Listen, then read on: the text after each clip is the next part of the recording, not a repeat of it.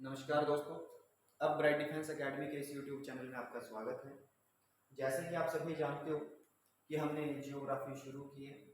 Last हमने जो किया था वो पृथ्वी के बारे में पढ़ा था। जो भी क्वेश्चन उससे रिलेटेड आने वाले थे उन सभी के बारे में हमने पढ़ लिया था। ठीक है, तो आज जो हमारा टॉपिक रहेगा ये रहेगा चंद्रमा। क्लियर? तो चंद्रमा से संबंधित जितने भी क्वेश्चन एग्जाम में पूछे गए या पूछे जा सकते हैं उन सभी को आज हम इस क्लास में कवर करेंगे। ठीक है, तो चलिए हम टॉपिक शुरू करते हैं अपना। सबसे पहले आप देखिए कि जो चंद्रमा होता है ये पृथ्वी का एकमात्र उपग्रह। क्लियर? पृथ्वी का केवल एक ही उपग्रह है और वो कौन सा है? चंद्रमा। दूसरी बात ये कि पूरे के पूरे सोलर सिस्टम में सूर्य के ये जो सौर मंडल है आपका, ठीक है, तो जितना भी यहाँ पर सौर मंडल में ग्रह उपग्रह ये होते हैं तो उनमें सबसे बड़ा उपग्रह आपको पता है कौन सा है? गैनीमेड। ठीक है, कौन सा है सबसे बड़ा? गैनीमेड, जो कि किसका है? बृहस्पति का। उसके बाद अगर पांचवें नंबर पे आप देखोगे तो पांचवें नंबर पे सबसे बड़ा उपग्रह कौन सा आएगा? चंद्र। क्लियर? उसके बाद कुछ इसके उपनाम दिए गए हैं। कहते हैं कि चंद्रमा को पृथ्वी पुत्र के नाम से भी जाना जाता है और दूसरा रात की रानी के नाम से भी जाना जाता है। क्या? पृथ्वी पुत्र और रात की रानी, ये दोनों ही किसके नाम है? चंद्रमा। क्लियर?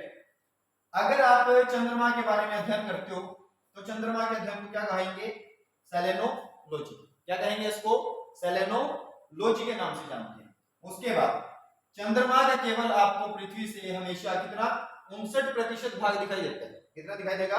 59% भाग दिखाई देता है। क्लियर? ये महत्वपूर्ण प्रश्न है, पहले भी आ चुका है पेपर में। अब आप देखो कि अगर आपको केवल 59% भाग दिखाई देगा तो इसके पीछे का भाग हमेशा ऐसे ही रहेगा। क्यों नहीं दिखाई देता वो? क्योंकि वहां पर अंधेरा होता है, हर समय प्रकाश नहीं पहुंच पाता। ठीक है, तो अंधकार वाला हिस्सा होता है वो। अब कहा क्या जाता है कि जो चंद्रमा के ऊपर ये अंधकार वाला हिस्सा होता है, यानी कि जो धूल के मैदान है उनको क्या कहा जाता है? धूल के मैदान। उसको किस और नाम से जानते हो? तो आपको कहना पड़ेगा कि उसको शांति सागर के नाम से जानते हैं। ये क्वेश्चन भी आपका पेपर में आ चुका है एचएसएससी। क्लियर? एक तो आया कि चंद्रमा का जो ना दिखाई देने वाला भाग है कौन से? शांति सागर। और चंद्रमा का कितना हिस्सा दिखाई देता है? वो 59% दिखाई देता है। ठीक है, उसके बाद अगर आपको पूछे कि मान के चलो कि ये पृथ्वी है और ये रहा चांद यहाँ पर, अब क्या करेगा? चांद यहाँ पर परिक्रमा करता है किसकी? पृथ्वी की। चांद क्या करेगा? पृथ्वी की परिक्रमा करता है। तो अगर आपको पूछे कि जो ये परिक्रमा करता है वो कितने समय में करता है, तो ये करेगा लगभग 27 दिन 8 घंटे में। कितने में करेगा? 27 दिन 8 घंटे में ये पृथ्वी की परिक्रमा कर सकता है। अगर इसके द्रव्यमान की बात की जाए, अगर इसके द्रव्यमान की बात की जाए तो चंद्रमा का जो द्रव्यमान होता है वो पृथ्वी के द्रव्यमान का कितना होता है? 1/81। ठीक है, चंद्रमा का जो द्रव्यमान होता है वो पृथ्वी के द्रव्यमान का कितना होगा? 1/81 होगा। पृथ्वी के द्रव्यमान का 1/81 क्या होता है यहाँ पर? चंद्रमा का द्रव्यमान। क्लियर ये वाली बात? अच्छा, इससे ज्यादा जरूरी जो बात है वो क्या है?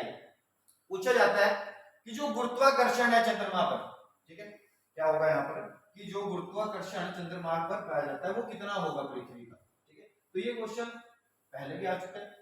तो यहां से अगर आपको देखने को मिलेगा क्या कि जो गुरुत्वाकर्षण होगा, ग्रेविटेशनल होगा,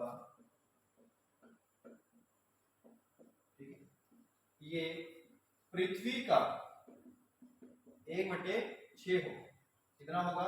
पृथ्वी का 1/6 गुना।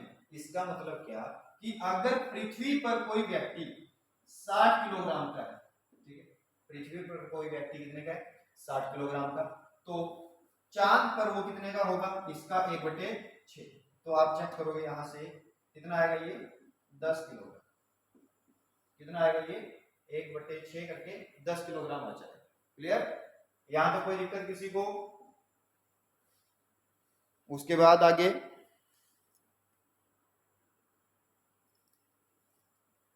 तो यहां तक आपके समझ में आया होगा। ये क्वेश्चन डायरेक्ट था कि अगर चांद पर किसी व्यक्ति का भार, मतलब जैसे पृथ्वी पर भार कितना हो? 60 किलोग्राम, तो चांद पर बताए कितना होगा? तो आपको क्या करना है, डायरेक्ट 1/6 निकाल देना उसका। जरूरी नहीं कि 60 ही आएगा आपके पास, यहाँ पर कुछ और भी आ सकता है, तो आपको क्या करना है, 1/6 निकाल देना और कितना आएगा आपके पास, जो कि आंसर बनेगा वो बता देना। क्लियर। उसके बाद अगर आप देखोगे कि चंद्रमा के ऊपर वायुमंडल नहीं है, ठीक है, चांद पर वायुमंडल नहीं है, ठीक है, तो इसके कारण जब वहां पर वायुमंडल है ही नहीं तो वहां पर वैक्यूम, यानी कि वहां पर दो व्यक्ति बात नहीं कर सकते। क्लियर। ये वाला पॉइंट आपको पता होना चाहिए, पूछा जा सकता है कि क्या चांद पर दो व्यक्ति बात कर सकते हैं, तो आपका आंसर होगा नहीं कर सकते। क्लियर। क्यों? क्योंकि वहां पर वायुमंडल नहीं है, वायुमंडल के अभाव के कारण दो व्यक्ति वहां पर बात नहीं कर सकते। क्लियर। अब पूछा जाता है कि पृथ्वी और चंद्रमा के बीच की दूरी क्या होगी, पृथ्वी और चंद्रमा के बीच की दूरी क्या होती है, तो ये होती है 3,84,000। ठीक है, पृथ्वी और चंद्रमा के बीच की दूरी कितनी होगी, यह पृथ्वी और ये यहाँ पर चंद्र, ठीक है, इन दोनों के बीच की जो दूरी होगी वो कितनी होती है, 3,84,000 किलोमीटर। क्लियर। तो ये दोनों के बीच की क्या होती है, दूरी, दोनों का डिस्टेंस इतना होगा। क्लियर। उसके बाद अगर आपको पूछे कि जो चंद्रमा का प्रकाश होता है, वैसे चंद्रमा का अपना कोई भी प्रकाश नहीं होता, चंद्रमा के ऊपर जो भी प्रकाश होगा वो किससे मिलता है, उसको सूर्य से। चंद्रमा के ऊपर जो भी प्रकाश होता है वो सूर्य की देन होती है, परंतु चंद्रमा ग्रहण करता है, चमकता है। ठीक है, तो पूछा जाता है कि चंद्रमा का प्रकाश पृथ्वी तक पहुंचने में कितना समय लगाता है, तो आपका आंसर क्या होगा, 1.30 सेकंड। ठीक है, क्या होगा, 1.30 सेकंड। अगर पूछे सूर्य का प्रकाश कितने में पहुंचेगा, तो 8 मिनट 16 सेकंड। ठीक है, 8 मिनट 16 सेकंड ये सूर्य का प्रकाश होता है, और 1.30 सेकंड ये चंद्रमा का प्रकाश होता है जो पृथ्वी पर पहुंचता है। क्लियर यहां तक। उसके बाद अगर व्यास की बात करें, इसके डायमीटर की बात करें, जैसे ये चंद्रमा, तो इसका डायमीटर यानी कि ये वाला, ठीक है, तो ये कितना होता है इसका, 3,480 किलोमीटर। कितना होगा, 3,480 किलोमीटर क्या होता है, चंद्रमा का व्यास होता है, डायमीटर होता है। क्लियर, ये वाला भी पॉइंट आपका। ठीक है, उसके बाद देखिए अब चंद्रमा पर एक पर्वत पाया जाता है, जैसे ये चंद्रमा है तो इसके नॉर्थ पोल होगा, ये साउथ यानी कि उत्तरी ध्रुव और ये दक्षिण ध्रुव, तो दक्षिण ध्रुव पर एक पर्वत पाया जाता है जिसका नाम क्या होगा, लिबनिट्ज पर्वत। लिबनिट्ज पर्वत, ठीक है, क्या इसमें लिबनिट्ज पर्वत, और इसकी जो ऊंचाई है वो लगभग कितनी है, 10,500 मीटर। कितनी होगी, 10,500 मीटर, यानी कि ये हिमालय की जो चोटी है ना, माउंट एवरेस्ट, उससे ज्यादा ऊंचाई पर। ठीक है, तो यहां से आपको पता चलना चाहिए कि जो ये वाला लिबनिट्ज पर्वत ये कहां पर है, दक्षिण ध्रुव पर है, चंद्रमा। क्लियर ये वाली बात आपकी। ठीक है, अच्छा यहाँ से ना जब वैज्ञानिक गए थे, यहाँ पर साइंटिस्ट गए थे, तो यहाँ से कुछ मटेरियल लेकर आए थे, चट्टानों के टुकड़े लेकर आए, तो उन चट्टानों से क्या पता चला कि यहाँ पर टाइटेनियम की मात्रा ज्यादा है। ठीक है, क्या पता चला यहाँ से कि यहाँ पर टाइटेनियम की मात्रा ज्यादा है, अधिक पाई जाती है। कोई दिक्कत किसी को? दूसरी बात, चंद्रमा को क्या कहा जाता है, जीवाश्म ग्रह। ये बड़ा महत्वपूर्ण प्रश्न। ठीक है, इस उपग्रह को जीवाश्म ग्रह के नाम से जाना जाता है। इंग्लिश में अगर बोले तो फॉसिल प्लैनेट, क्या कहेंगे इसको, फॉसिल प्लैनेट। जीवाश्म ग्रह के नाम से किसको जाना जाता है, चंद्रमा को जाना जाता है। ठीक है, अच्छा आपने देखा कि 1969 में, 1969 की बात है, चांद पर पैर रखने वाला जो पहला व्यक्ति था, चांद पर पैर रखने वाला पहला व्यक्ति कौन था, ये सभी जानते हैं लगभग, कौन था ये, नील आर्मस्ट्रांग। ठीक है, कब गया था ये, 1969 में, किसके द्वारा, नासा के द्वारा भेजा गया था। ठीक है, तो जहां पर इसने पैर रखा था, जहां पर नील आर्मस्ट्रॉन्ग ने सबसे पहले पैर रखा था, उस स्थान को क्या कहा जाता है? सी ऑफ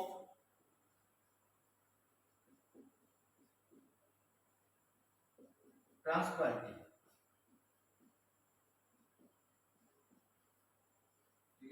क्या कहा जाता है इसको? सी ऑफ ट्रांसक्वालिटी। ये कैसे पूछ सकता है कि किस स्थान पर सी ऑफ ट्रांसक्वालिटी स्थित है? तो आप कहोगे ये चंद्रमा पर है। अच्छा है क्या? जहां पर नील आर्मस्ट्रॉन्ग ने पहला पैर रखा था अपना, तो उसके जो पैरों के निशान है उनको क्या बोला जाता है? सी ऑफ ट्रांसक्वालिटी। ठीक है, कब गया था ये? 1969 में। दूसरी बात यहां से आपको देखने को मिलती है कि भारत से कौन गया था? ठीक है, भारत से चांद पर पैर रखने वाला पहला कौन था? आप ध्यान रखो एक बात, आपको ये तो पता है कि भारत में अंतरिक्ष में जाने वाला कौन है?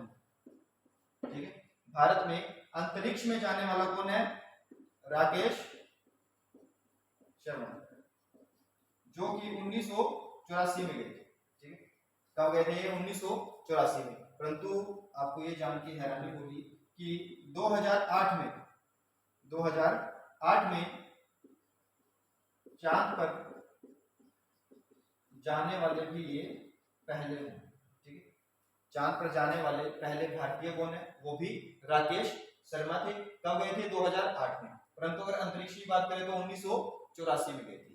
ठीक है, दोनों बातें आपको पता होनी चाहिए। और अगर यहाँ की बात करें, ठीक है, कि चांद पर जाने वाला पहला व्यक्ति कौन था, ये तो क्या कहोगे आप? Neil Armstrong. अगर अंतरिक्ष की बात करें, अंतरिक्ष में पूरे विश्व में अंतरिक्ष पर जाने वाला पहला व्यक्ति कौन था? Yuri Gagarin. कौन था ये? Yuri Gagarin. कौन होगा ये? Yuri Gagarin. ध्यान से देखिए, अंतरिक्ष में जाने वाला पहला व्यक्ति विश्व में यूरी गागरिन, अंतरिक्ष में जाने वाला पहला भारतीय राकेश शर्मा। ठीक है, चांद पर जाने वाला पहला व्यक्ति नील आर्मस्ट्रॉन्ग। अगर कहीं पहला भारतीय कौन था तो राकेश शर्मा। ठीक है, भारत की तरफ से दोनों बार इसका ही नाम आएगा। यहाँ पर चेंज हो जाएगा, पहले नील आर्मस्ट्रॉन्ग चांद पे और यहाँ पर यूरी गागरिन अंतरिक्ष। क्लियर? ये दोनों बातें आपको पता होनी चाहिए। उसके बाद कुछ इसमें अलग सी चीजें आती है, जैसे कि आपने सुना होगा सुपर मून या फिर ब्लड मून। तो इन चीजों को कैसे देखते हो आप? कैसे पता चलता है इनका? तो सबसे पहले हम पढ़ेंगे सुपर मून के बारे में। ठीक है, इसके बारे में पढ़ेंगे सुपर मून। ठीक है, तो जो सुपर मून होता है ये क्या होता है? सुपर मून यानी कि बहुत बड़ा दिखाई देना चांद का। ठीक है, तो जब चांद पृथ्वी के नजदीक होता है, ठीक है, जब चांद पृथ्वी के नजदीक होता है तो उसको क्या कहोगे आप? सुपर मून की कंडीशन कहोगे। क्या कहोगे उसको? सुपर मून की कंडीशन कहोगे। और इसको पेरेजी फुल मून भी कहा जाता है। क्या कहा जाता है? Perigee full. समझ आइएगा बात? Super moon, perigee full moon. Full moon यानी कि आपको बहुत ज्यादा दिखाई देगा। ठीक है, कब की बात है? जब चांद पृथ्वी के नजदीक होता है। अच्छा, जब ये पृथ्वी के नजदीक होता है तो उस टाइम पर ये जितना भी आपको नॉर्मल दिखाई देता है उससे 14% अधिक बड़ा दिखाई देगा। ठीक है, क्या दिखाई देगा? 14% अधिक बड़ा दिखाई देगा साइज में। और दूसरा पॉइंट क्या है कि ये 30% अधिक चमकीला दिखाई देगा। ठीक है, जब ये पास में आएगा, यानी कि सुपर मून की कंडीशन में पूछा अगर आपको जाए कि चांद आपको कितने प्रतिशत अधिक बड़ा दिखाई देता है तो 14%। और अगर बात करें कि कितना चमकीला होता है तो 30% अधिक चमकीला दिखाई देता है। ये कंडीशन कब की होती है? सुपर मून की। कब की होगी ये? सुपर मून की। उसके बाद आता है ब्लू मून। क्या आएगा? Blue moon.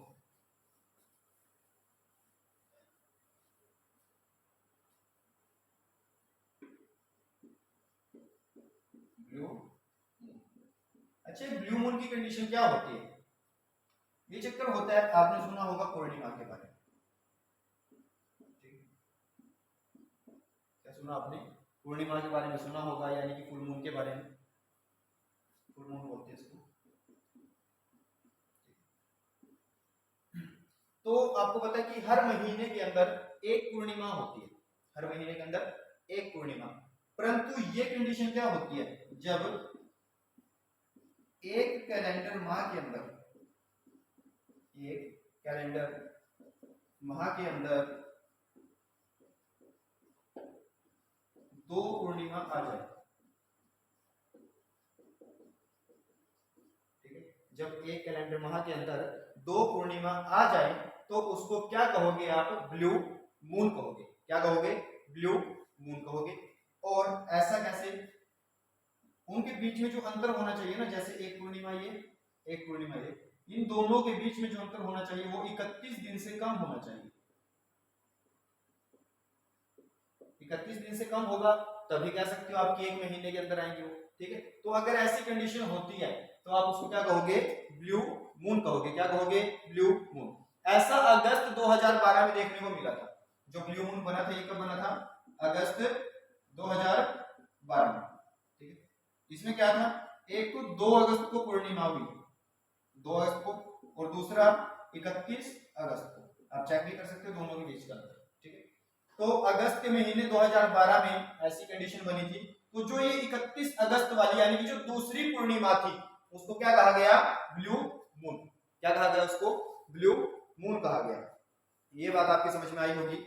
उसके बाद ऐसा होता है, बहुत लंबी कंडीशन के बाद होता है ऐसा, परंतु कहा यह गया कि अगर किसी एक साल में, मान के चलिए ये पूरा एक साल है, ठीक है, यहां पर एक बार ब्लू मून बन चुका है, ठीक है, क्या बन चुका है, यहां पर एक बार ब्लू मून, एक और अगर बन जाए, वैसे तो बड़ी रेयर कंडीशन होती है, ठीक है, परंतु अगर बन जाए तो कहा यह गया कि अगर किसी एक साल में 2 या फिर 2 से अधिक ब्लू मून हो जाए तो उसको आप क्या कहोगे।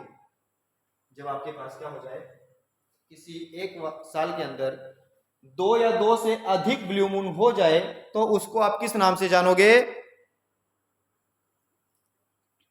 इसे ब्लू मून ईयर कहा जाए। क्या कहा जाए इसको, ब्लू मून ईयर, ठीक है।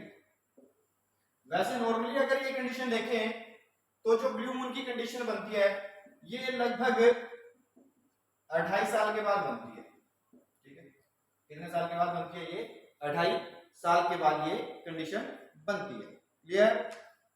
उसके बाद हमारे पास एक्लिप्स होते हैं यानी कि ग्रहण होते हैं। तो जैसे कि आपने सुना कि एक तो सूर्य ग्रहण होता है और दूसरा चंद्र ग्रहण होता है, ठीक है। क्या क्या होते हैं, सूर्य ग्रहण और चंद्र ग्रहण, ठीक। कब कब बनते हैं वो कंडीशन देख लीजिए। सूर्य ग्रहण यानी कि सोलर एक्लिप्स, ठीक है। और दूसरा क्या होता है, चंद्र ग्रहण यानी कि लूनर एक्लिप्स, ठीक। तो इनकी कंडीशन क्या होती है कि कब बनता है चंद्र ग्रहण, कब सूर्य ग्रहण बनता है। यहां पर सूर्य जो रहेगा वो अपनी सेम कंडीशन पर रहेगा, ठीक है। सूर्य अपनी सेम कंडीशन पर रहेगा, ये अपना स्थान नहीं बदलेगा। स्थान जो बदलते हैं वो कौन बदलेंगे, पृथ्वी और चंद्रमा, पृथ्वी और चंद्रमा बदलते हैं। जैसे आप एक बात बताएं, ये सूर्य का काम है, ये लाइट देता है, प्रकाश देगा ऐसे, ठीक है। अब आपको यहां पर कौन सा सूर्य ग्रहण देखना है। अब ग्रहण कौन सी चीज होती है, जब आपको सूर्य ना दिखाई दे तब आप उस कंडीशन को क्या कहोगे, सूर्य ग्रहण, ठीक है। अगर मान लीजिए चलो मैं यहाँ पर पृथ्वी रख दूं और यहां से सूर्य प्रकाश दे तो साफ सी बात है कि आप बिल्कुल देख पाओगे सूर्य को, आपको सूर्य दिखाई नहीं देना चाहिए। तो पृथ्वी से सूर्य कब नहीं दिखेगा, जब आपके बीच में क्या आ जाए, चंद्र, क्लियर। यानी कि जब सूर्य और पृथ्वी के बीच चंद्रमा आ जाए तो उस कंडीशन को आप क्या कहोगे, सूर्य ग्रहण। क्या कहोगे, सूर्य ग्रहण कहोगे। और सूर्य ग्रहण हमेशा अमावस्या के दिन होता है, ठीक है। कब होगा ये, अमावस्या के दिन, जिसको आप बोलते हो न्यू मून। क्या बोलते हो, न्यू। तो हर महीने के अमावस्या के दिन, मतलब जब भी होती है अमावस्या, ठीक है, तब आपको सूर्य ग्रहण दिखाई देता है। यहाँ तक आया समझ में।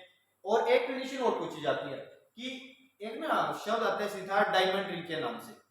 तो डायमंड रिंग जो होता है वो सूर्य ग्रहण से जुड़ा होता है, ठीक है, यानी कि डायमंड रिंग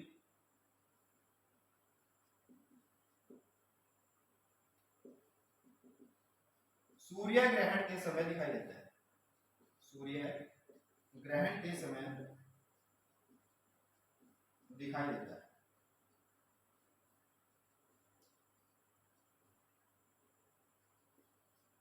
ये तो हुई इसकी कंडीशन। अगर हम चंद्र ग्रहण की बात करें तो क्या होगा, देखो सूर्य का प्रकाश जाएगा, चांद आपको दिखना नहीं चाहिए तभी लगेगा चंद्र ग्रहण। तो अगर बीच में हुआ तो दिखेगा, वो तो आपको नहीं दिखाई देना चाहिए, तो आप पृथ्वी को यहाँ पे रखो। अब क्या होगा, सूर्य का प्रकाश पृथ्वी के ऊपर पड़ेगा, ठीक है, और जो इसकी ऐसी शैडो बनेगी वो किसके ऊपर पड़ेगी, यहाँ पर चांद के ऊपर। जैसे उसके ऊपर शैडो बनेगी तो आपको चंद्रमा दिखाई नहीं देगा। यानी इस कंडीशन में क्या होता है, पृथ्वी सूर्य और चंद्रमा के बीच जब आ जाए, पृथ्वी सूर्य और चंद्रमा के बीच जब आ जाए तो उसको क्या कहोगे आप, चंद्र ग्रहण, ठीक। और ये कब होता है, पूर्णिमा के दिन, ठीक है, पूर्णिमा की रात्रि को कब दिखता है, ये पूर्णिमा की रात्रि को होता है आपका चंद्र ग्रहण। अगर आपको ये पूछे कि आप ये बताओ कि एक वर्ष में कितने ग्रहण हो सकते हैं अधिकतम, तो एक वर्ष में 7 हो सकते हैं, ठीक है, एक साल के अंदर कितने ग्रहण हो सकते हैं, केवल 7। 7 से ऊपर कभी भी ग्रहण नहीं हो सकते। यहां तक दिखाई दिया आपको, समझ आया इसमें। उसके बाद एक क्वेश्चन बचता है आपका लास्ट, उसमें क्या कि आपने देखा होगा कि चांद के ऊपर धब्बे होते हैं कुछ काले, ठीक है, चांद के ऊपर जो काले धब्बे होते हैं वो क्या चीज होती है, उनको क्या बोलते हो आप, ठीक है।